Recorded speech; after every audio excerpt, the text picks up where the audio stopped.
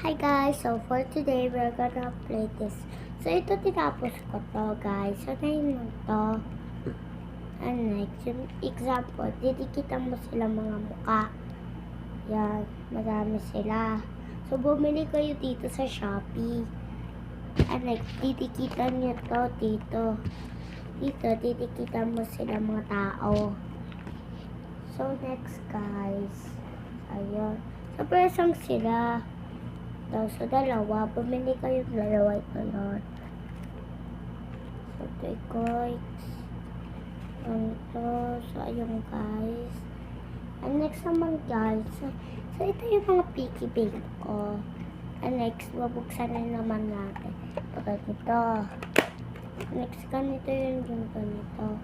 So, decorate nyo to. So, ito, fake lang to. So, decorate na sila. Ayan. And next guys, so ito yung mga sticker. So ayan.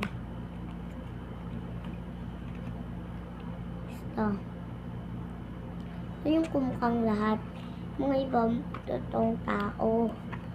So if you wanna buy this lot, yung binili sa akin Shopee. So ayan guys. So ito din, binili din doon sa Shopee guys. So, unahin muna natin yung Kuromi, guys. So, mangyari itong ganito is kukunin nyo ito dito sa magnet sila. So, pwede nyo ito tikit kahit saan. O, so, pag ganito sila, pwede sila mag-close. So, ganon. So, ganito yon. Next, guys. So, dito naman tayo sa Hello Kitty, guys. So, kagaya lang sila open dito. I-decorate nyo muna. Next, ito din. Ganito yon. So, binili ito sa akin ng mama ko, guys. So, ito, papakita ko din sa iyo yung malapit sa para makita nyo. Ayan, guys. On. Kurom itong lahat. So, ayun lang, guys.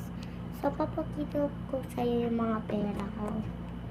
So, pwede pa next time lang guys, kuhain na natin. So pag ganito sila manggalaw.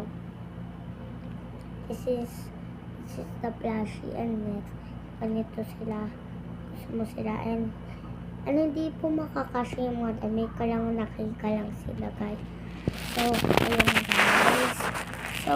So today, I make my toys. So, I show it to you. So, see you next time, guys.